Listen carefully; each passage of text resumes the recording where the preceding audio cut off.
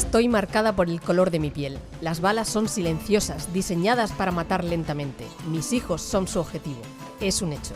Déjame mostrarte mis heridas, mi mente renqueante, mis constantes disculpas y esta irritante preocupación que siento de no estar a la altura. Estas balas matan más que la lógica. El racismo no es racional. No puedo eliminar mis cicatrices con la cabeza.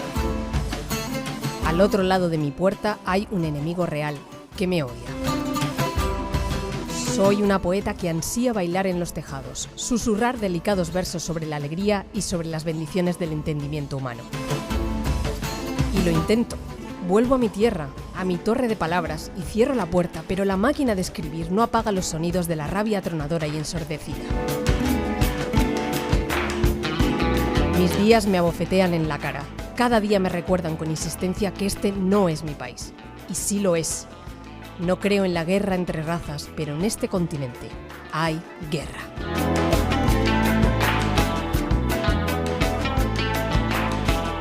Acompañado por los reyes de la música chicana, Los Lobos, escuchabas un fragmento de la obra titulada Poema para el joven blanco que me preguntó cómo yo, una persona inteligente y cultivada, podía creer en la guerra entre razas. Publicada en 1982 en el libro Emplumada de Lorna D. Cervantes. Welcome to Carne Cruda, the album. Join us for danger, excitement, innovations. Lorna D. Cervantes es poeta, feminista, activista y una voz esencial de la literatura chicana. Nacida en San Francisco, hija de la diáspora, sus padres, de origen mexicano y nativo americano, prohibieron que se hablara español en casa como una manera de protegerla a ella y a su hermano del racismo de su país de acogida. Hoy hablamos de un poder que vibra desde hace siglos, pero sigue camuflado en las calles de Estados Unidos. Conocemos bien la importancia del Black Power, o poder negro, del poder morado, del poder rosa, del poder multicolor, pero no sabemos apenas nada del Brown Power, el poder marrón o poder moreno. Hablamos de la lucha de los descendientes de quienes fueron primero invadidos y colonizados por los españoles en América y después arrinconados por los yanquis en el norte del continente. A estos últimos dedicamos el programa de hoy, a los chicanos, los hijos de Aztlán, nombre primitivo del territorio antes mexicano, ahora estadounidense, en el que nació esta cultura fascinante, partida y atravesada por la frontera. Ensalada tropical. Ensalada tropical. Un menú exótico De delicias sorprendentes para oídos inquietos. y mentes insaciables. Con Javier Diezena. El señor tropical.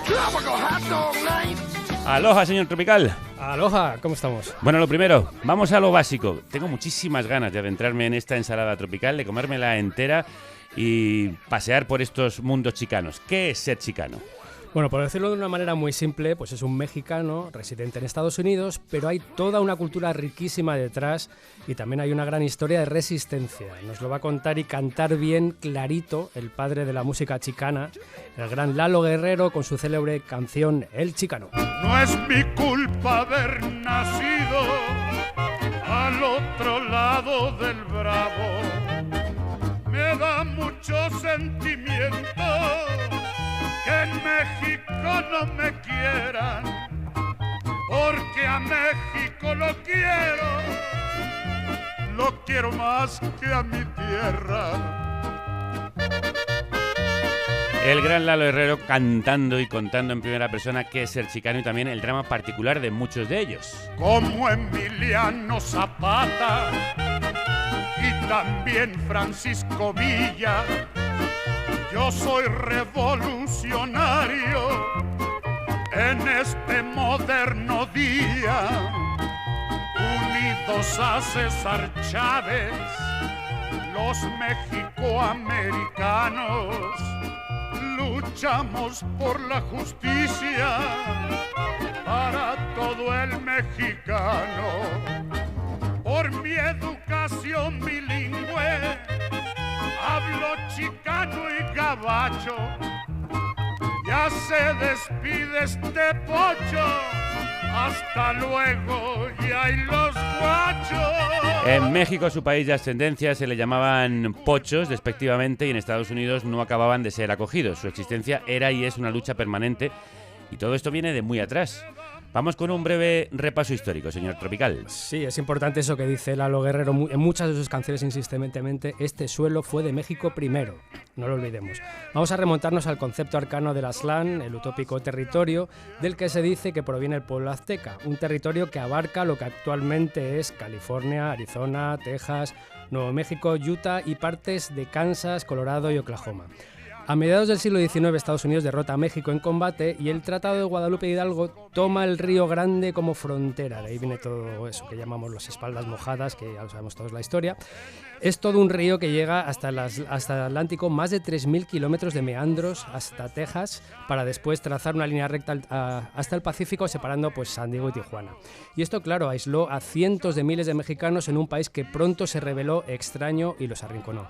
¿Y qué pasó con todos esos mexicanos aislados? Bueno, en principio se les permitió mantener sus posesiones, pero rápido apareció el racismo bestial y se dictaminó que solo obtendrían la nacionalidad estadounidense los que fueran blancos o españoles. Los que tuvieran ascendencia india, es decir, casi todos, pasaban a ser extranjeros en su propia tierra. Y aquí pues nace el concepto chicano, y de ahí viene la constante reivindicación que tanto aparece en la música chicana, ese sentimiento de que nos tratan como migrantes, pero es que olvidan que esta era antes nuestra tierra, antes de que vinieran los españoles y los gringos. Vamos, una historia de resistencia lingüística, racial y cultural. Y precisamente de resistencia y de cultura va el programa de hoy. Eso es, vamos a intentar arrojar un poco de luz sobre el mundo chicano desde muchas ópticas diferentes. Empezamos con un personaje fascinante y excesivo, una figura histórica para la cultura chicana, pero también para la contracultura en general, y que para mí fue toda una revelación. Es un poco la chispa que prende la mecha de todo este programa para mí. Hola, ¿qué tal? Perdona que te interrumpa un momento. Ahora mismo te dejo seguir con el programa. Espero que lo estés disfrutando, porque para eso lo hacemos. Pero, como sabes, Carne Cruda solo es posible por los oyentes que lo hacen posible. Así que si no eres productor o productora, te animo a serlo en carnecruda.es. Es muy fácil. Entras allí y puedes hacer una donación a través de PayPal o una transferencia bancaria. Y ayudas a que contenidos como este sigan adelante. Te dejo seguir con el programa. Que lo disfrutes. Y usted además nos ha prometido aderezar todo esto con un repaso particular a la cultura chicana de diversas épocas. Sí, aquí escuchamos Quemo de Blaxican, pero vamos, es todo un fenómeno que me apasiona profundamente. Hablaremos de los pachucos, del rock chicano de los 60 y 70, ¡viva!, del papel fundamental de los chicanos en el desarrollo del skate, ¡viva, viva!, del primer punk rock y hardcore, ¡viva!, también de los coches lowriders, de la explosión en el hip hop y en definitiva de cómo el estilo cholo chicano se ha acabado influyendo en todo el planeta. El estilo es pura drogadura.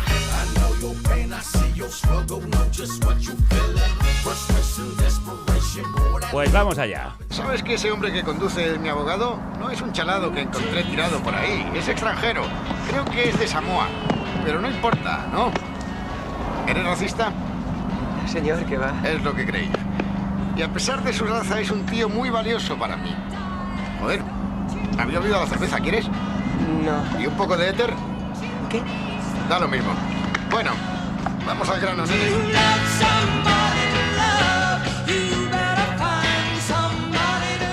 Ya es historia de la humanidad este fragmento de la adaptación que hizo Terry Gilliam de Miedo y Asco en Las Vegas, la mítica novela de Hunter S. Thompson, acompañado por un abogado samoano que no era otro en la realidad que Oscar Z. Acosta, en la película interpretado por Benicio del Toro. Sí, para muchos fue nuestro primer contacto con él a través de este personaje, el Dr. Gonzo, que no solo fue el elemento central de la locura que destilaba esta novela, sino que acabó bautizando todo un estilo literario y periodístico que hizo célebre a Hunter S. Thompson, el estilo Gonzo, o Gonzo. Eso es, el Gonzo era algo así como una evolución salvaje del nuevo periodismo de Truman Capote y Tom Wolfe, en la que lo de menos era el suceso, lo importante era el periodista, su enfoque subjetivo y su vivencia.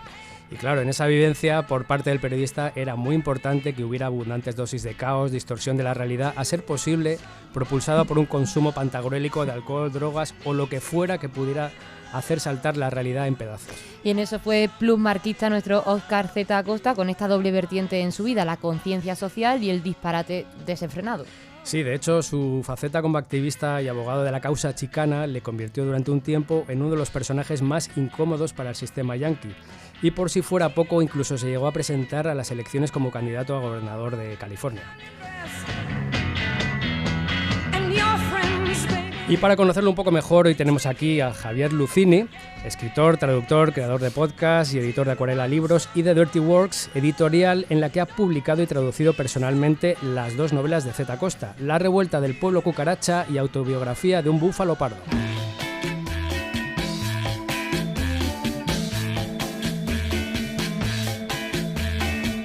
Qué mejor música para recibirle que este Viva la raza de El Chicano.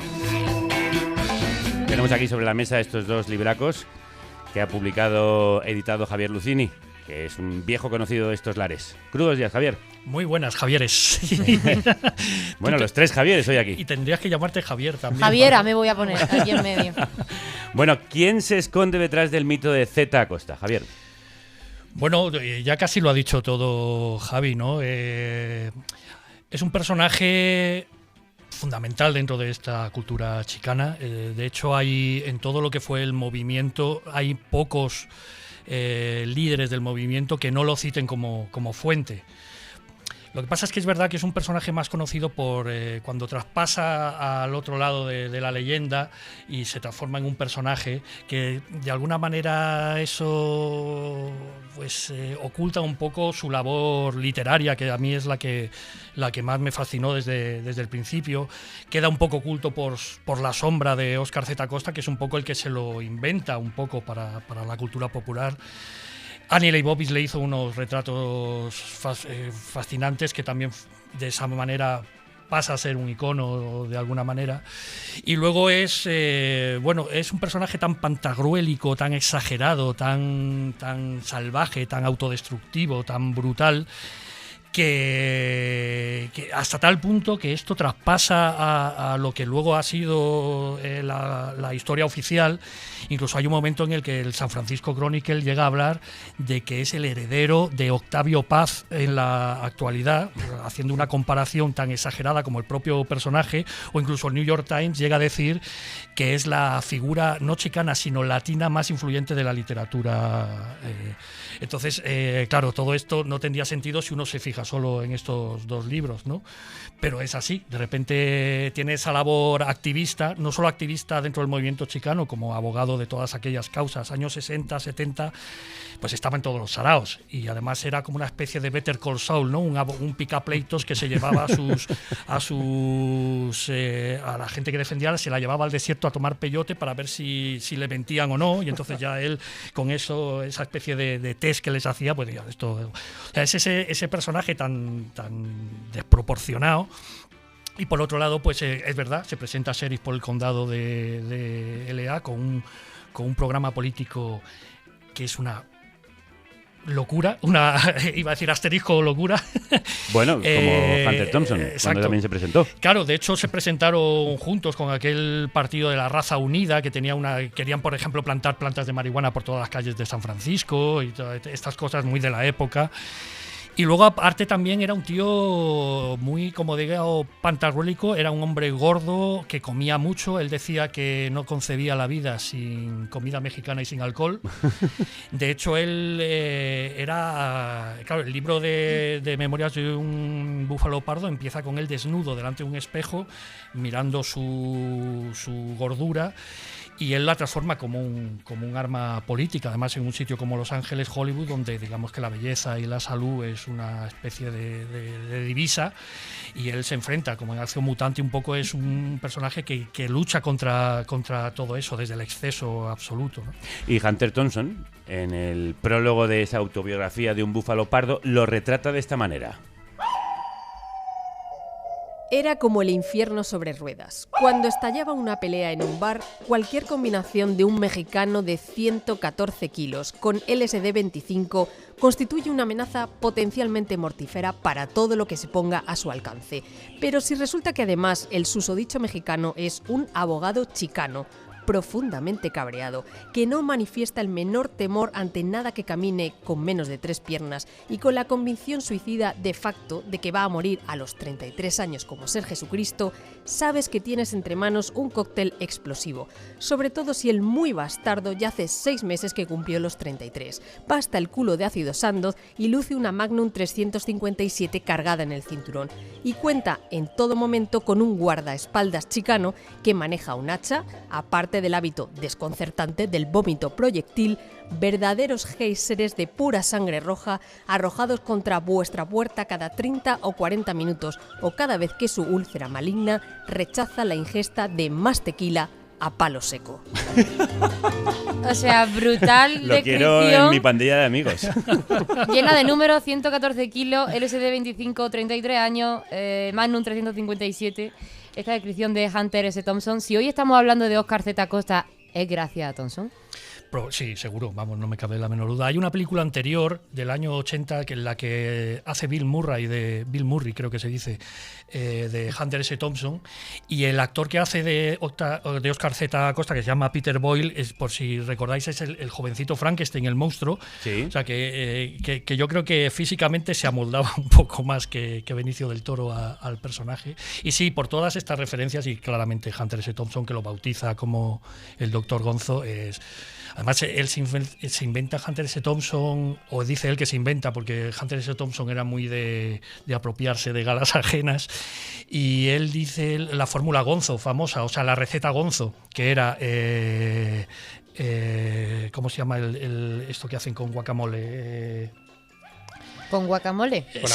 Un aguacate, el guacamole. No. Bueno, era el guacamole, cerveza 2X y MDA. O sea, esa era la fórmula para ser gonzo, digamos. Si no la conocía, y apunta a tomar nota. Pero que esa era una fórmula de Oscar Z. Acosta. Hunter S. Thompson, como siempre, pues ahí iba apropiando sin citar las fuentes de todas estas, como hizo con Los Ángeles del Infierno. Siempre sabía muy bien a quién situarse, ¿no? Para forjar leyendas, ¿no? Digamos.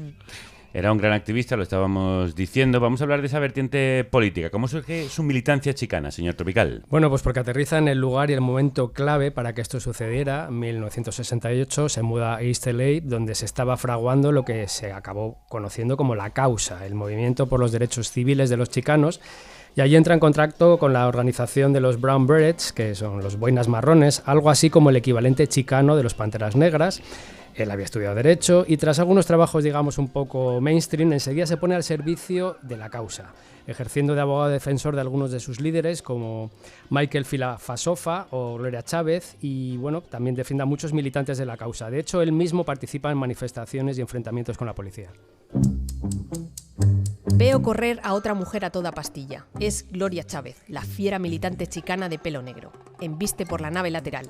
Nadie se atreve a detenerla. Su enorme y exuberante culo se agita mientras se sube al altar. Se encara al cabreadísimo hombre de la capa roja y grita: ¡Que viva la raza! ¡Plas, plas, plas! Con 3 diestros golpes, Gloria expulsa del altar rojo y dorado al sagrario. La casita blanca con su cruz cae al suelo. Las pequeñas obleas blancas que se te pegan al paladar antes de tragártelas, el cuerpo de Cristo yace sobre la alfombra roja. ¡Poder chicano!, exclama Gloria al desaparecer en la zona de batalla. La sigo. Me detengo en la puerta y veo que la agarran entre 3 enormes cerdos.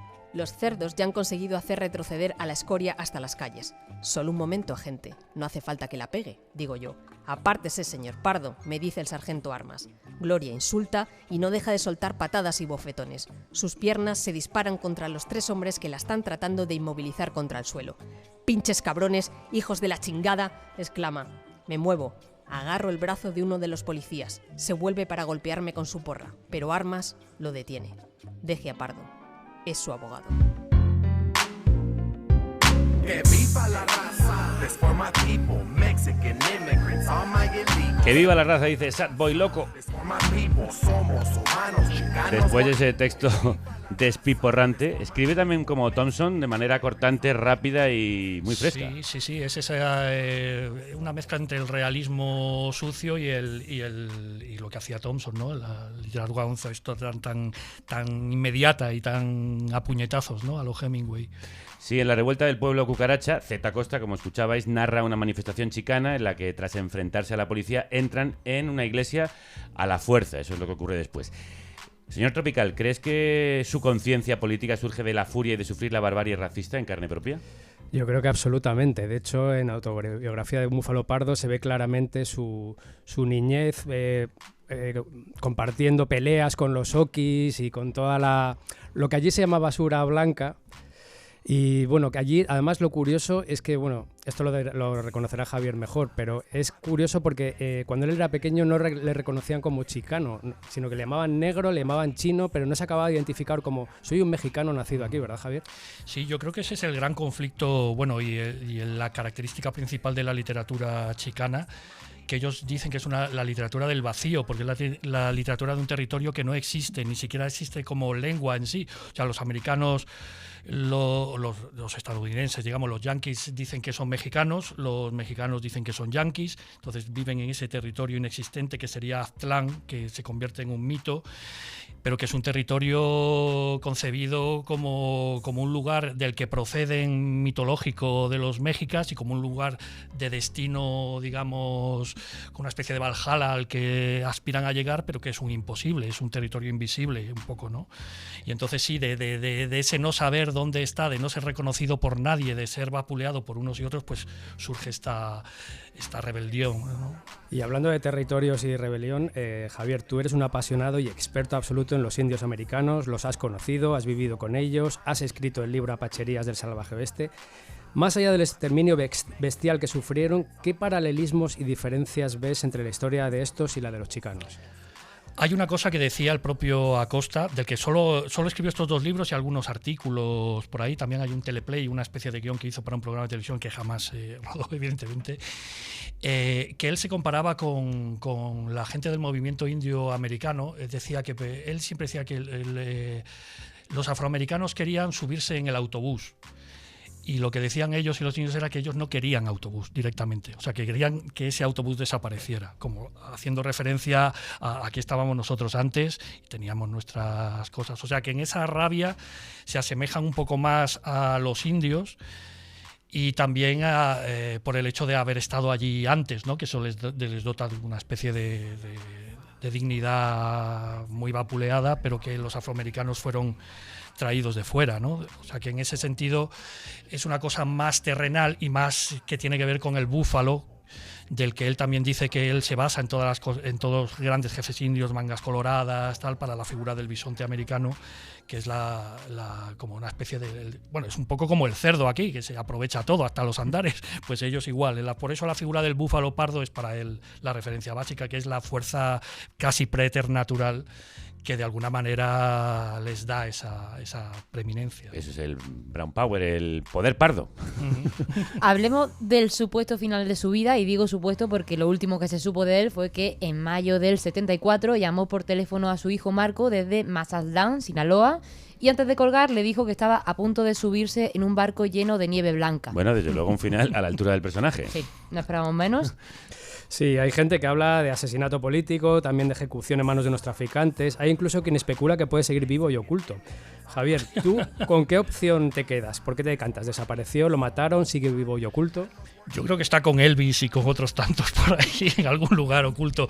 No, yo creo que simplemente, o sea, no lo sé realmente, o sea, entra dentro del mito y no tengo ni idea de qué fue pero es fundamental que desapareciese así, si no probablemente tampoco habríamos sabido nada de él, ¿no? A mí me recuerda un poco a la leyenda de Rimbaud, porque incluso hay momentos en los que dice que está en Calcuta comprando jovencitas de 8 años en el mercado de como hizo Rimbaud con el tráfico de armas y tal. O sea que hay, claro, esto probablemente son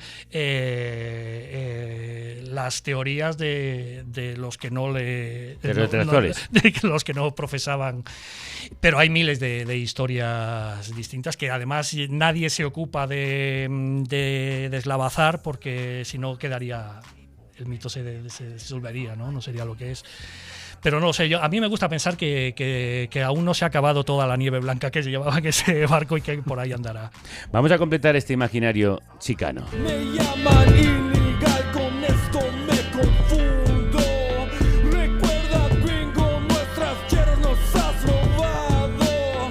Recuerda, gringo, nuestras tierras nos has robado, cantan Aztlán Underground. Y quien nos trajo a España a los pintores del Aztlán hace casi 2 décadas es Mireia Sentís. Señor Tropical, haga la pertinente y merecida presentación. Bueno, voy a tratar de ser breve porque es complicado. A ver, ella es muy conocida, fotógrafa, escritora, editora, comisaria de exposiciones, directora del BAAM, la Biblioteca Afroamericana de Madrid, es autora de los libros Al límite del juego, En el pico del águila, primer libro editado en España que estudia en profundidad la cultura afro-norteamericana. Y bueno, pues por su extenso conocimiento fue la comisaria en 2007, como hemos citado, de la exposición pionera en este asunto en España sobre el arte chicano llamada Los pintores del Aztlán. Mireia, crudos días. Buenos días. Te criaste en París, estudiaste en Oxford y has vivido en Italia y Nueva York. Bueno, eres una auténtica mestiza cultural. Sí, pero no chicana.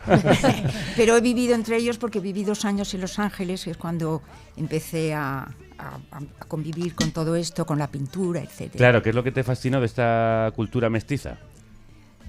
Primero que hablan un broken Spanish, bastante gracioso. Uh-huh. Bueno, empecé en Nueva York con los Brown Berets, que eran también los que venían de Puerto Rico. Pero bueno, me fascinó que son americanos, porque claro, tú has dicho que son residentes. No, los chicanos son ya, la palabra a través del tiempo ha cambiado mucho, pero bueno, son los nacidos en Uh-huh. Estados Unidos. Y entonces dicen que son muy mexicanos, pero también son muy norteamericanos. Entonces, cuando hablas con ellos de pásame el guacamole, que era la palabra que buscabas, pásame el guacamole y tal, lo dicen en español, pero ahora que tienen que hablar de su pintura, tienen que pasar al inglés.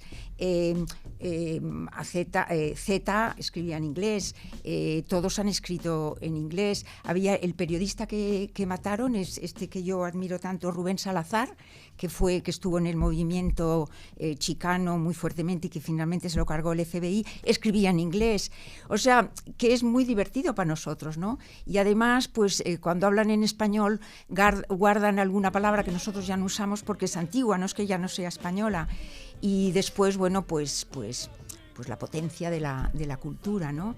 Porque cuando tú hablas de racismo, que es enorme, pero es que el racismo no se basa solo en su color, se basa en unas leyes tremebundas que hubo cuando finalmente México perdió la guerra y cedió todas esas partes, que era la mitad del territorio, a Estados Unidos. Hubo unas leyes tremendas. De hecho, desde el este fueron miles de abogados al oeste para hacer leyes para quitar las tierras. Eso fue tremendo, no les daban, como tú has dicho, la nacionalidad, muchos hijos aún no se la daban, luego ya sí, son norteamericanos, considerados pues de segunda clase, como negros, indios. Has dicho hace un segundo que un periodista, Salazar, sí, fue asesinado por el FBI. Sí. Imagino que igual que los Black Panthers y el Black Power sufrió la persecución policial, total, el Brown Power también. Claro que todos estos periodistas, además en la época de Vietnam, estaban contra la guerra de Vietnam. Entonces no era solo que estaban defendiendo lo hispano, están defendiendo todas las izquierdas de Estados Unidos en un momento en que no lo permitían para nada. Rubén estuvo, de hecho, en Vietnam. Y entonces, bueno, se lo cargaron, metieron una bomba y dijeron no, que es que había una insurrección y entonces metieron una bombita. Nada, se lo cargó el FBI. ¿Qué te llevó a dar el paso de documentar e investigar a fondo la pintura chicana y hacer algo tan pionero como esta exposición? Porque nunca se había hecho. Por eso. Porque no se conocía. Esto fue no se conoce, pues vamos a ver. Bueno, siempre hago las cosas para aprender más de lo que me gusta. Y entonces esto, pues claro, me permitió ir a los estudios, bueno, por todo California y sobre todo East LA, que es la parte fuerte, ¿no? Y bueno, me pareció que además en España se conoce mucho la pintura muralista mexicana, de la cual desciende la chicana. Entonces, después hay mucho hispano que vive en España. Mucha gente que no es chicana pertenece a la cultura chicana, o sea que les gusta lo que hacen, que van vestidos como esto, no son chicanos, pero bueno, pues pensé que además atraería a toda una inmigración importante que tenemos aquí y que estaría bien dar a conocer una cultura muy importante, muy profunda y muy buena. Se pudo ver en la Casa Encendida en 2007, también se exhibió en Estados Unidos. ¿Qué caracteriza la pintura chicana? Tenemos más o menos en el imaginario una cierta idea, el muralismo mexicano que tú has citado es lo primero que nos viene a la cabeza, pero ¿cómo son esos pintores y esas pintoras? Pues primero muy politizados. Segundo, ¿por qué se dio todo el muralismo en LA? Es porque las carreteras, las autopistas tienen enormes muros. Claro. Entonces pensaron, no tenían dinero, no iban a hacer periódicos, pues entonces todo eso lo hacían, pues el gran periódico son todos los muros de las autopistas. Y entonces, bueno, cuando ya empezaron a ser un poco reconocidos, se metieron ya en los estudios y cuando ya obtuvieron ciertas cosas, porque no olvidemos que se obtuvieron muchas cosas también, para empezar, por ejemplo, cátedras en las universidades de cultura chicana, que es lo mismo que obtuvieron los negros en el año 68 y creo que en el 69 o 70 empezó la primera cátedra de estudios chicanos. Entonces, bueno, se metieron en los estudios y pensé, esto sí que se puede transportar, ¿no? Y por eso, ¿qué caracteriza? Pues que hacen como pequeños murales. Sí. Y después que tienen esta... Ellos como que exageran lo que sabe que molesta a la cultura WASP. O sea, entonces dice, pues encuentran que nosotros cogemos colores, pues vamos a hacerlo a lo bestia. De hecho, tiene una cosa que dice, ¿cómo era? Dice, estamos fregados pero no jodidos. Y entonces exageran todo lo que molesta a los demás. Entonces hubo un grupo que se llamaba ASCO, asimismo, porque era de una pintora que estaba también aquí que se llama Patsy Valdez, que le dijeron cuando estudiaba, le decían, oye, tú no vayas a estudiar más, tú aprende a cocinar como comen los norteamericanos, porque acabarás sirviendo en una casa. Entonces ella dijo, ¿pero qué dice? Y se convirtieron en un grupo muy importante que traje unos cuantos aquí, de arte muy puntero. Y entonces dijeron, bueno, estos no hacen arte. Entonces pintaron en las paredes del Museo de Arte Moderno, en el ACMA de Los Ángeles, el nombre de ellos. Y dijeron, pues ya hemos entrado en un museo. Entonces, claro, como pintaron, hicieron esas pinturas de tal, pues la prensa tal, ¡puaf!, ya saltaron. Y ahora están todos en museos tal y cual. Y hace 2 años se ha abierto el primer museo de arte chicano y lo ha abierto Cheech Marin. Cheech Marin, no sé si lo conocéis. ¿Conocéis esas películas de Cheech and Chong? Cheech and Chong, que van todos por... ¿Que van todos cómo?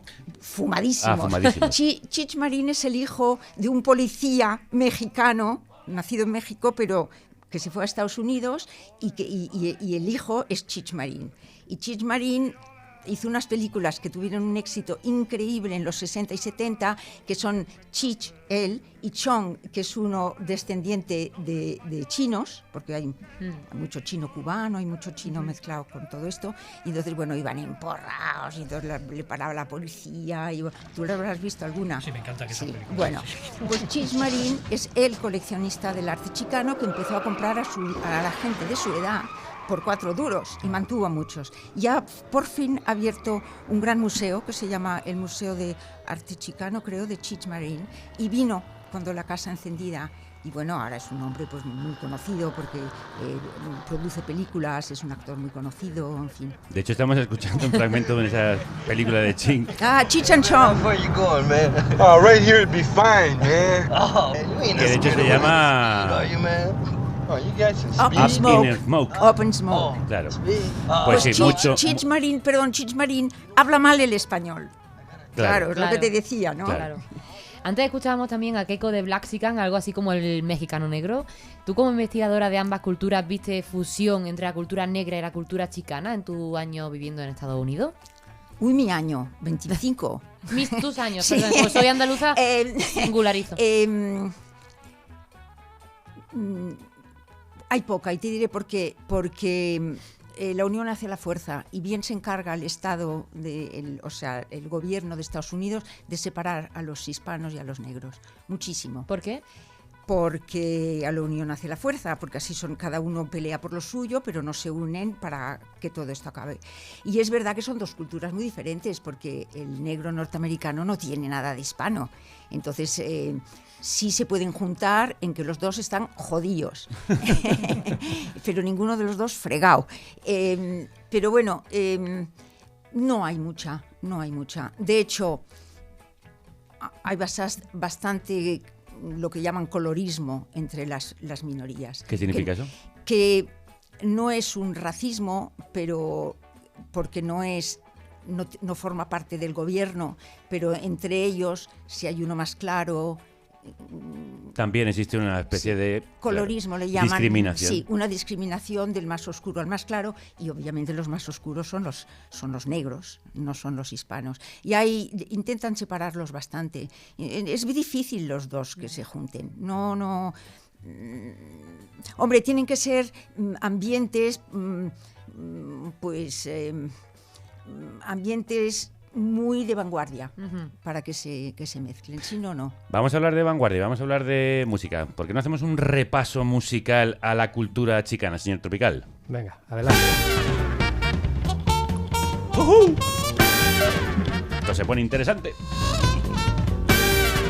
Estáis escuchando a nuestros queridérrimos Royal Crown Review, con su famoso Hey Pachuco.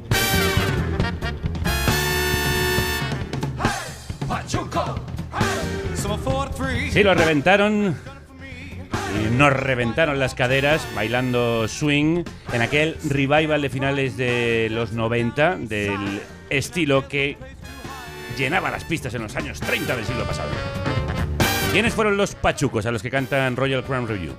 Bueno, los pachucos se podría decir que fueron una tribu urbana surgida en los últimos años 30 y durante los 40, y es probablemente la primera con una identidad netamente chicana. Eran unos locos del swing que se destacaban por portar unos extravagantes trajes conocidos como suit, a veces de colores chillones, hechuras muy grandes, extra grandes, y coronados por gigantes sombreros de ala ancha, muchas veces con plumas de colores. Esto llegó a la cultura comercial a través de la película La Máscara.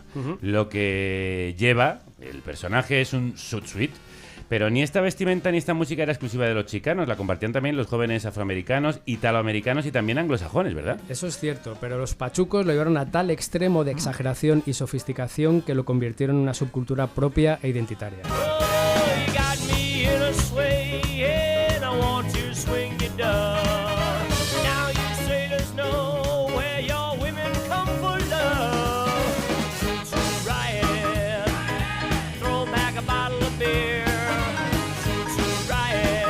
Suit Riots cantaban Cherry Poppin' Daddies, las peleas de los Suits. Los Cherry Poppin', otros revivalistas del swing, peleas tristemente famosas. Pues sí, sucedieron en el año 43, hubo una pelea en Los Ángeles entre un grupo de pachucos y otros militares, y en los siguientes días se organizaron auténticos comandos militares que peinaron la ciudad en busca de pachucos, y a los que encontraban pues les daban una paliza, después les rasgaban y les quemaban su bien más preciado, el traje. Y aparte del swing americano, también tendrían sus propios referentes, ¿no? Pues sí, a ver, por encima de todos estaba Lalo Guerrero, con quien hemos abierto el programa, pero saltando una década después, pues no podemos olvidarnos, esto ya es una cosa global, Ritchie Valens, la primera figura latina de éxito que tuvo el rock and roll y que desgraciadamente desapareció en aquel fatídico accidente de avión que se llevó también a Buddy Holly y Big Bopper. Su grabación de La Bamba fue un número 1 en casi todo el planeta en el año 58, todo un hito para un tema cantado en español. Para bailar la bamba, para bailar la bamba se necesita una poca de gracia con empatía, arriba y arriba, y arriba y arriba, por mi cerebro, yo no soy marinero. Durante los 60, los músicos chicanos se infiltraron en todos los estilos, particularmente en el garaje.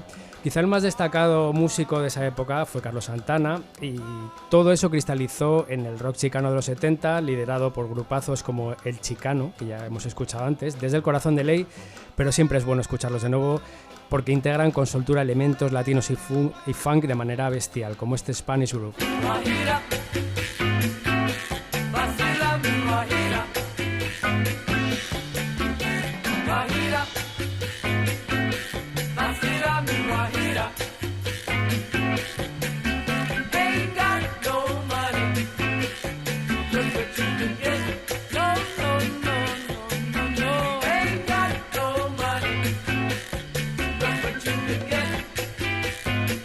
Me lo está usted poniendo enfilado para que remate el siguiente gol, porque ya sé para dónde vamos. Eso es. Todo esto desemboca en lo que sea la banda... Bueno, está claro, la banda chicana más famosa de todos los tiempos, Los Inconmensurables Los Lobos, de quien sé desde hace muchos años y de buena tinta que usted, señor Gallego, es un gran fan. Absoluto, rendido. Soy su siervo y seguidor más acérrimo. Tengo todos sus discos, los escucho con pasión y uno de los conciertos más grandes que he visto en mi vida fue el que dieron en el Azkena hace unos años. Sin duda. Bueno, Los Lobos es algo único porque es que se conocen a fondo la historia del rock, tanto como sus propias raíces musicales mexicanas, y claro, lo mezclan todo como les da la gana y además con una solvencia instrumental que es apabullante. Por otro lado, es que tampoco pierden de vista pues, las ganas de innovar con el sonido, como por ejemplo en este tema, La Playa. Vamos a la playa, con Rosita, Sandra y Juan. Vamos a la playa, con Rosita, Sandra y Juan. Aunque el agua será fría, vamos a tener mucho fun. Aunque el agua será fría, vamos a tener mucho fun. Esa es la grandeza de un grupo inconmensurable que no solo recupera las raíces, sino que las llevan hacia el futuro en sus discos. Por cierto que ellos recuperaron la versión de La Bamba de Richie Valens y la hicieron nuevamente conocida para el mundo, para los más jóvenes. Fue un hitazo de nuevo a nivel global, sí. Otra vez fue número 1, una cosa Por única. si alguien se había olvidado de él, pues de Richie Valens, ellos lo recuperaron. Bien, vamos a saltar de los millones de seguidores que tienen Los Lobos, afortunadamente, vamos a volver a la calle, porque vamos a ver la parte más ruda de nuevo de cómo lo chicano ha acabado influyendo a todo el planeta y tiene varias vías. Por ejemplo, una de ellas fue la explosión punk en California, porque había chicanos en casi todas las bandas míticas, como The Bugs, Can Club, The Zeros, y tuvieron un papel clave, especialmente cuando el punk se aceleró y se convirtió en hardcore. Sobre todo en Venice se gestó una escena fascinante que mezclaba hardcore, monopatín, bandas criminales, y desde ahí, desde donde la estética cholo punk empezó a influir a chavales anglosajones. Bueno, vamos por partes. Primero que usted ahí se sentiría como en su salsa, ¿no? Bueno, y es que mis raíces están ahí también. Yo como adolescente, vamos, me voló la cabeza esa escena. Y segundo, expliquemos lo que significa cholo. Sí. A ver, la palabra cholo a lo largo de los siglos ha designado en América Latina a cualquier persona con raíces indígenas, y también se asigna a chaval. A veces se le llama chaval cholo o chavala. En las últimas décadas se refiere más bien a una subcultura urbana cocinada en las calles más duras de Los Ángeles, sobre todo en los años 60-70, y tiene unos rasgos distintivos estéticos muy claros. Uno podía ser las bandanas en la cabeza. Como la que lleva Javier. Exactamente, vamos, tal cual. Ese es un buen ejemplo. Lo podéis ver en el vídeo. Las bandanas, las gorras de béisbol, pantalones chinos o dickies, anchos y resistentes, sobre todo ropa de trabajo, camisetas de tirantes blancas, camisas de franela de cuadros, y esto es importante, en las que solo se abrocha el botón de arriba. Eso es, va abierta para que se vea la camiseta de debajo. Eso es. Y si van con bermudas, casi siempre llevan calcetines blancos hasta la rodilla. Suelen ir rapados al cero y tatuados por completo, muchas veces el cráneo y la cara. Pues casi como le ocurre a Javier, que también tiene el cuello tatuado. Esta es una estética que ahora ya estamos más acostumbrados, la vemos muy extendida por el mundo, pero hay que reconocer que es que procede del mundo chicano.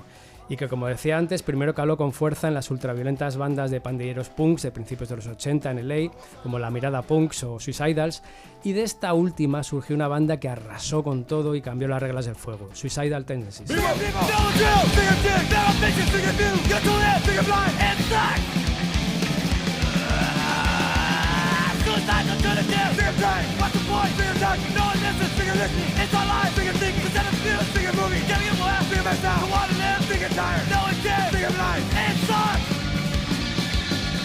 Cuyo bajista, por cierto, el señor Trujillo, ha acabado en Metallica, llevando la cultura chicana al centro del corazón, Wasp. Exactamente. ¡Al centro de la bestia!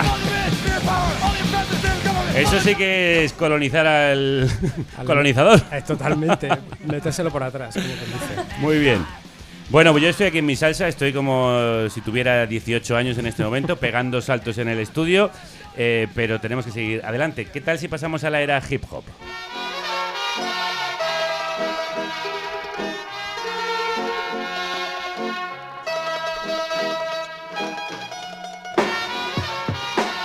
Otro grupazo de la época, Delinquent Habits.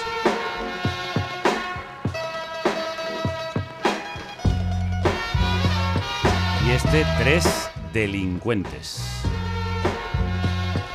Como los 3 Javieres que estamos aquí. I flex my brazos hardcore, down from the clica. Who's that emanating funk through the speaker? Bass gets to pumping, rucas get to pumping. Who's that rocking? Got the boy that start jumping, blasting through high. No need for the booyah, but hammer with the one knuckle I shot through ya. Step to the crowd, I feel the strain. Don't chingazos in the mosh pit, feel for pain. So don't get in my way, baby, because the weather. Bueno, eran brutales. Todavía recuerdo el concierto del 97 en Festimad. Mucha gente estaba por ahí, increíbles. Bueno, vamos a hablar del hip hop cuando se hizo masivo en todo el estilo. Cuando se hizo masivo es cuando el estilo caló de verdad en todo el planeta. En los 90 hay que recordar que Nueva York dejó de tener tanto peso en el mundo del hip hop y todo se desplazó hacia California. Allí el G-Funk y el Gangsta Rap lo petó. Bien, pues todos estos raperos que se convirtieron en estrellas planetarias llevaban estética cholo, estética chicana. NWA, Ice Cube, Ice-T, Snoop Dogg, Tupac. Y claro, a través de sus videoclips pudimos conocer otra de las claves de la cultura chicana de Los Ángeles, como son los coches lowrider. Creo que es el momento de hacer una parada para esa definición en el diccionario cholo. Coches lowrider, ¿qué son? A ver, los lowriders originalmente eran coches que tuneaban los veteranos mexicanos después de la Segunda Guerra Mundial para circular lento y bajo. Todo esto en contraposición a los hot rods de los americanos que iban a toda velocidad, ¿no? Pues ellos llevaban al contrario y querían ir cool y bajo, con el chasis casi rozando el asfalto, pero con los años acabó casi siendo lo contrario, porque han acabado literalmente botando por los aires. Son esos coches que los habréis visto que tienen unas suspensiones atómicas que les permiten ponerse a 2 ruedas, hacer caballitos y pegar unos saltos tremendos. Fast and Furious. Exacto. Bien, pues para la comunidad chicana esto del coche lowrider es casi una religión. ¿Y cómo está la escena actual de música chicana? Bueno, pues es bestial. O sea, yo los últimos días me he zambullido de nuevo y es que es inabarcable. O sea, es bestial.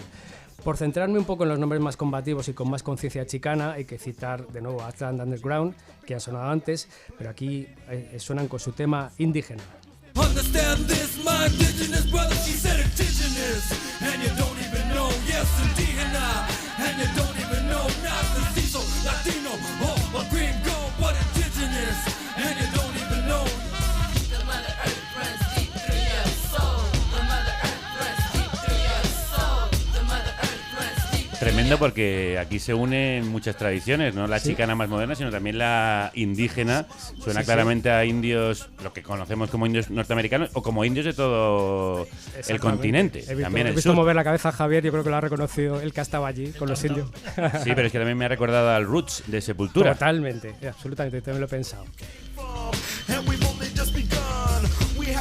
Pues aparte de Atlant Underground, ¿qué más tenemos por ahí? También están Ochomatli, que tienen nada menos que un Grammy al mejor álbum latino. Estos serían como una continuación de Los Lobos, pero un poco más políticos y con una fusión más extrema. Porque, por ejemplo, en este tema que vamos a escuchar, Mi Gente consiguen superponer sin despeinarse hip hop, cumbia, salsa y ska. Sufro, siento, río, lloro, callo, grito, por toda mi gente. Sufro, siento, río, lloro, callo, grito, porque no me entiendes. Sufro, siento, río, lloro, callo, grito, por toda mi gente. Sufro, siento, río, lloro, callo, grito, porque no me entiendes. Es que grito, por mi gente, es que canto, es que canto pa' mi gente. Es que grito al saber que tú te sientes así. Es que canto de mi gente, canto por mi gente. Así no se puede uno centrar. Ahí sí no puede uno parar de no puede bailar, claro. Y seguir con el guión. Lo que toca ahora es la pregunta de ¿alguna chicana potente en la escena actual, señor Tropical? Las hay. Por ejemplo, hay una rapera tremenda que se llama, el nombre es complicado, es Zipacli de Ilagator. Wow. Bueno, esto se escribe Zipac-Tili, o sea, TLI. Zipatzli. De Ilagator, que será como el alligator, como el caimán, ¿no? Sí. La caimana, ella es la caimana. Bueno, ella misma se presenta como nacida en Turtle Island, la isla de la tortuga, que es algo así como un sinónimo también poético del Aslan. Es otra forma que tienen los chicanos con conciencia indigenista para decir que han nacido en Norteamérica, la tierra de sus ancestros.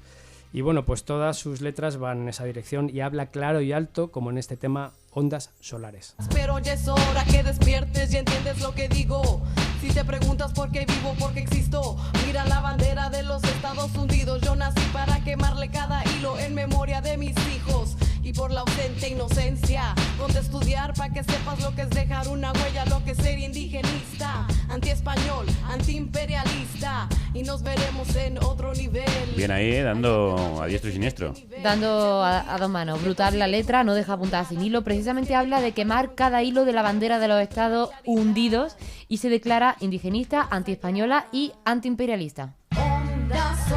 Una pregunta para Mireia. En los años que viviste en Estados Unidos y conviviste e investigaste toda la cultura chicana, ¿te encontraste con en algún momento alguna situación tensa o alguna hostilidad por ser española?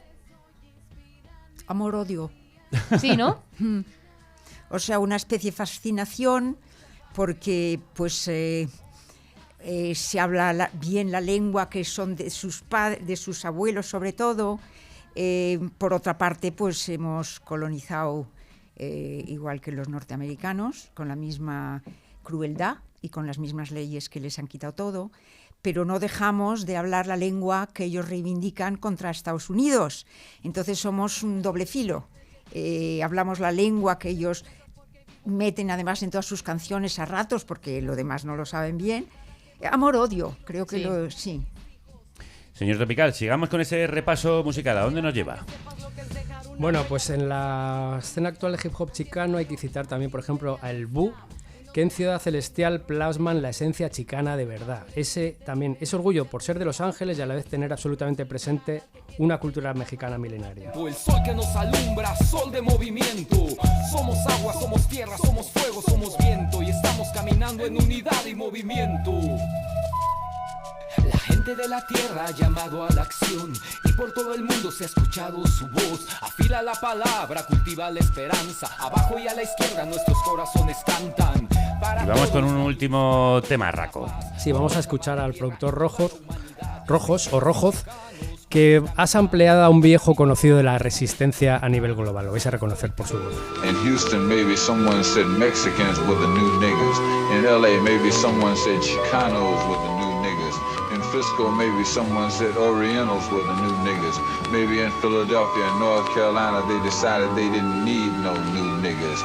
Este sí que unió las luchas de unos y de otros, de todos los vulnerables de Estados Unidos. Escuchabais, creo que se reconoce la voz para quienes estéis familiarizados con el gran Gil Scott-Heron, hablando de los chicanos como los new niggas, los nuevos negros para el sistema yankee.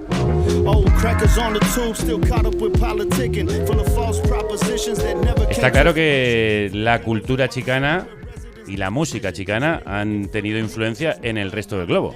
Absolutamente, bueno, hasta el punto, que esto es curioso, hay que citarlo, en los últimos años se ha desatado una verdadera fiebre por lo cholo y lo chicano en países muy alejados, como por ejemplo Japón, Filipinas y Tailandia. ¿Qué me dice? Sí, buscad en YouTube y tal porque es fascinante.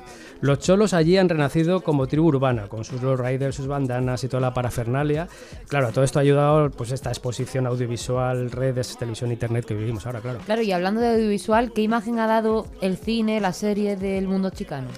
Bueno, y centrándonos en lo positivo, porque evidentemente clichés negativos, pero sí he visto, en casi todo lo que he visto una trama central que se basa en pues esa constante de la vida de muchos chicanos, esa difícil elección que les plantea la vida. Optar por un trabajo legal, pero casi siempre mal pagado y explotador, y en el que realmente no van a prosperar, no van a ir hacia ningún sitio, o entregarse a la tentadora vida de las bandas y vivir una vida semi-gangsta, al margen de la ley, donde fluye el dinero, pero también la muerte y el enfrentamiento constante. Pero la parte positiva es que en el mundo audiovisual también se han mostrado pues, buenos ejemplos de chicanos que a través del arte, el cine, la música y también la perspicacia empresarial han escapado a ese duro destino bipolar. ¿Alguna recomendación en este sentido? A mí me encantó, por ejemplo, el documental de la historia de Danny Trejo, el actor famoso que conocéis por Machete y por cientos de películas más, porque es curioso, porque él pasó durante décadas su vida como pandillero, entrando y saliendo de la cárcel, adicto a la heroína y bueno, se metió en 1000 líos, pero a la vez estaba construyendo una sólida carrera como actor y nunca dejó de lado ni a su comunidad ni a su cultura. Una película mainstream, pero que es curiosa para ver, es la película Flaming Hot, que incluso estuvo en los Oscar, dirigida por Eva Longoria, que cuenta la historia del creador de los chetos picantes. Que, sí, es que es fascinante también la historia. No sé cómo este programa está terminando por aquí. Habla un poco de pues cómo gracias a su ingenio y el amor por sus raíces logra escapar al destino de pobreza que parece ineludible para la mayoría, y al final es una historia de éxito, como El secreto de mi éxito, pero en clave chicana. Ajá. Y si os queréis partir de risa de verdad, recomiendo encarecidamente la serie This Fool, aquí en España traducida como Tíos Duros, que bueno, pues desmonta toda la cultura chola y sus clichés en clave de comedia desternillante. Y por último, para zambullirse un poco más a fondo en el fenómeno cholo, ya a un nivel más artístico, es muy recomendable el documental LA Originals, que muestra el alcance del influyente dúo creativo formado por el fotógrafo Esteban Oriol y el artista y tatuador Mr. Cartoon, que han acabado siendo adorados y reclamados por todo el mundo.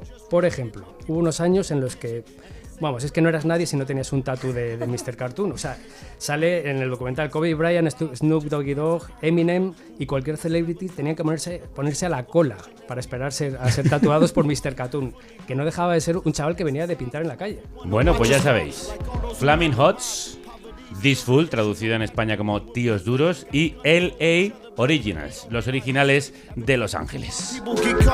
Bueno, y hablando de artistazos como Mr. Cartoon, nuestro último invitado es un artista chicano, Salvador Vega. Sí, he podido hablar con un veterano muralista y pintor de Chicago, que lleva ya muchas décadas en activo, y que él además es el autor de la obra que sirve de cartel de In Your Face, que es como un poco la recuperación de lo que inició Mireia, de aquellos pintores del Atlan. Es una muestra itinerante que pudimos ver hace unos meses en la Serrería Belga de Madrid, y el subtítulo de la exposición es Arte Chicano después de Cara, C-A-R-A. Esto significa Chicano Art, Resistance and Affirmation, es decir, arte chicano, resistencia y afirmación, que fue una histórica exposición de 1990 que puso en el mapa en Estados Unidos el arte chicano e involucró a los más importantes autores y colectivos artísticos del periodo del 65 al 85, es decir, toda la época de la causa.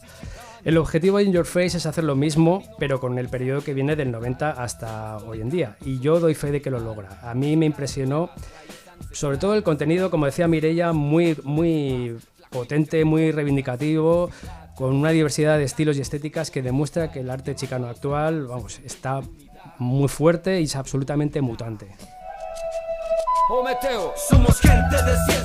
Es curioso porque nos llega todo el rato referencias de Los Ángeles, pero no tanto de Chicago. Sí, precisamente eso es lo primero que le pregunté. ¿Cómo es ser un artista chicano en Chicago? Y eso de lo que es chicano aquí en los Estados Unidos, porque sí fui a conocer a California para darme cuenta que es allá los chicanos, porque sí hay un conocimiento entre la raza. Yo soy nacido, criado en Chicago, y a veces siendo de esta ciudad, a veces imponen las otras agentes, la gente negra, los güeros. Yo sé que soy mexicano, pero soy mexicano nacido, criado aquí. También quise saber un poco acerca de sus orígenes como artista en esta ciudad, cómo y por qué se arrancó a pintar. Había un movimiento aquí en Chicago en un tiempo que ya se estaba acabando la guerra de Vietnam. Cuando yo comencé a pintar me di cuenta que había un movimiento de protesta. Que uno de los modos de protesta fue con los murales. Para identificarse uno como una gente mexicana, chicana, estaban expresándose sus identity. Bueno, el estilo de Salvador es muy ecléctico. Si lo buscáis sobre todo en Instagram, tiene mucha obra colgada. Yo veo una mezcla de escuelas y técnicas. Para mí es como un cruce entre el graffiti, una técnica cinética que a mí me recuerda bastante a una pintura en movimiento que puede recordar incluso al futurismo, y por supuesto, evidentemente, pues lo que hablábamos antes, la clara influencia del muralismo clásico mexicano. Porque sí fui a México a conocer los muralistas mexicanos, Orozco, Rivera, Siqueiros y otros. Ahora sí ya me entiendo su técnica, su visión, y tratamos de expresar ese movimiento aquí. Y bueno, ahora Salvador Vega, después de muchos años pintando en la calle, pues por fin es un artista reputado que tiene obras puestas en varios museos en Chicago y su obra se puede ver por todo el mundo. Sin embargo, no deja nunca la calle, sigue pintando en las calles de Chicago y claro, yo le pregunté cómo lo vive ahora, esa dualidad calle-museo que vive todo artista callejero de éxito. En su tiempo, cuando comencé los primeros, había miedo, ya ni lo siento ahora. Yo creo que te ven que uno está en su mundo, lo respetan. Ya no es tuyo, es del mundo. Ya me reconocen o tienen un respeto de ya no lo tocan, ya no me atacan, ya puedo llevarlo a otro nivel. Y bueno, charlando con él, a pesar de que ya es maduro y es mayor, pero está muy al tanto de la escena artística chicana más joven en la actualidad y tiene claro que lo más potente lo están haciendo las mujeres. Y me dio algún nombre por si queréis apuntar. Abrieron de nuevo la exposición de Día de los Muertos y invitaron a una mexicana que se llama Yuda, tremenda pintora, joven mexicana. Lo que están haciendo son tremendos. Y son mujeres jóvenes. Y hay otra que conocí que se llama Paula Delfín, otro muralista mexicano. Hay muchos, pero me está sorprendiendo las mujeres que están tremenda técnica, visión, yes. Os voy a recordar los nombres. Sí, por favor. Yuda con Y y Paula Delfín. Yo he bichado un poco en sus perfiles de Instagram sobre todo y de verdad que impresionan, ¿eh? Son muy potentes, merece la pena que hagáis el esfuerzo y encontréis sus obras. Mireia, tú sigues al tanto de lo que se hace actualmente en toda la cultura pictórica y estética chicana, ¿verdad? Sí, y lo que ha dicho de las mujeres me interesa mucho porque se habla poco de las mujeres, porque la estética parece tan masculina, pero uno de los grandes murales que empezó la contracultura y la política es de Judith Baca. O sea que y ella hizo que muchísimos jóvenes pintaran en el mismo mural. Es un mural de varios kilómetros. O sea, Judith Baca. Hay muchísimas mujeres.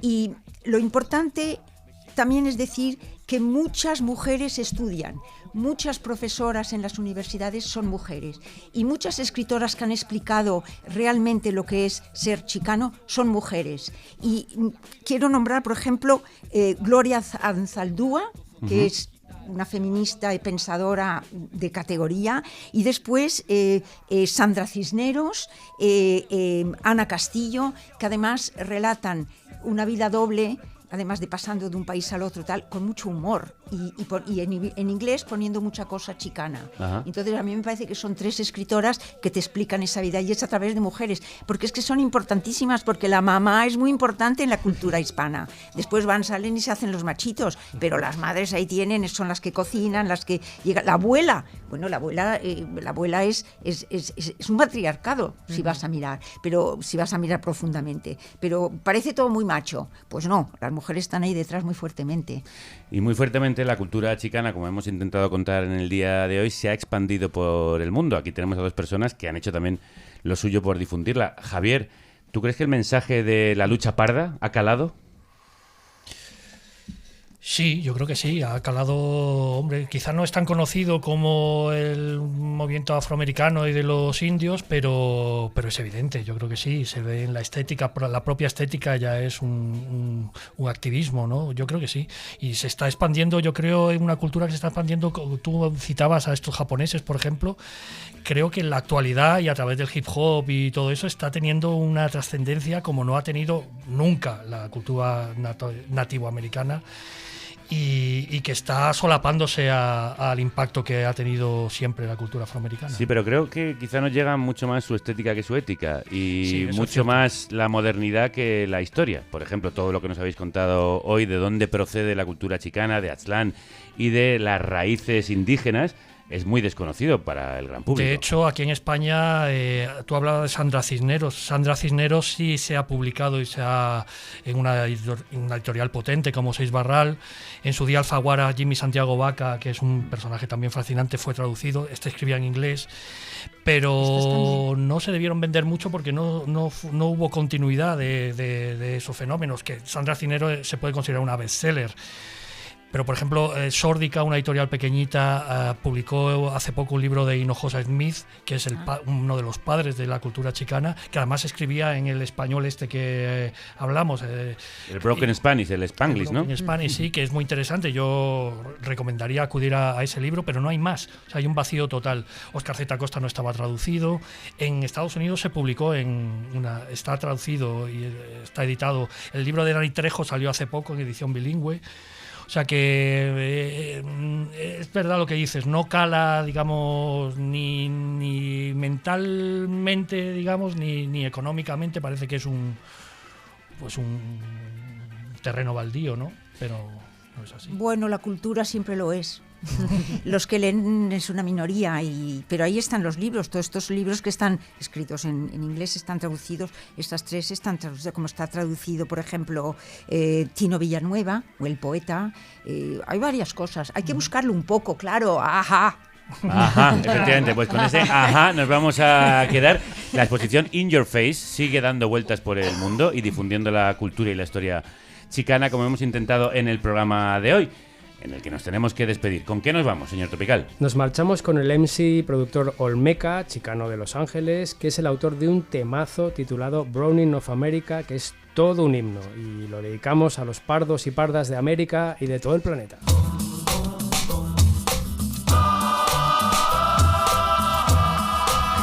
El Browning de América, esto es un buen título para un tema.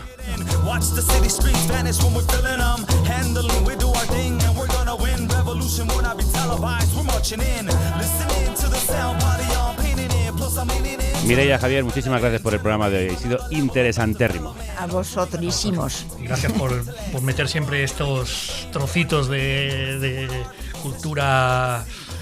Bueno, iba a decir, abundando en lo que decías tú, de cultura, dejémoslo ahí. Y contracultura. De cultura y contracultura.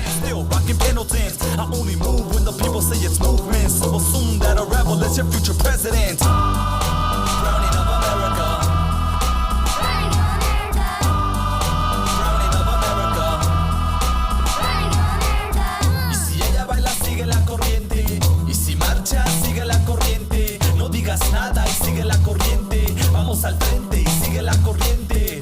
Qué bonito es, qué bonito es, ¿ah? Qué bonito es, qué bonito es, ¿ah? Qué bonito es, qué bonito es, ¿ah? Browning of America.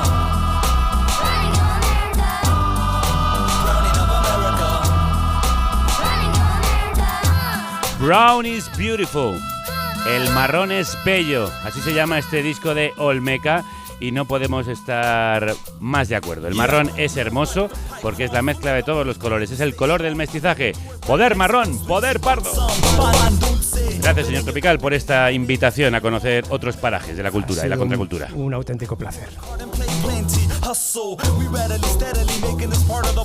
Mañana tendréis derroteros. Caminaremos por la ciudad mientras viajamos a otra ciudad, a Las Palmas de Gran Canaria, donde también sabe mucho del poder marrón, que está siendo atacado y colonizado por el turismo masivo, que agota los recursos y expulsa a las vecinas de las islas. Allí vamos a hacer un programa que se titulará Aquí vive gente. Cómo hacer frente a ese otro tipo de colonialismo, el turístico. Justo el día antes de la gran manifestación que va a haber en todas las islas contra esa plaga. Lo emitiremos el lunes. Por cierto, creo que se han agotado todas las entradas para vernos en el programa del 19. Podéis ir a la puerta a saludar. Eso es, a darnos abrazos. ¡Nos vamos! Salud y república. Y que la radio os acompañe. ¡Viva el poder pardo! ¡Viva! ¡Viva! Financia el periodismo libre e independiente.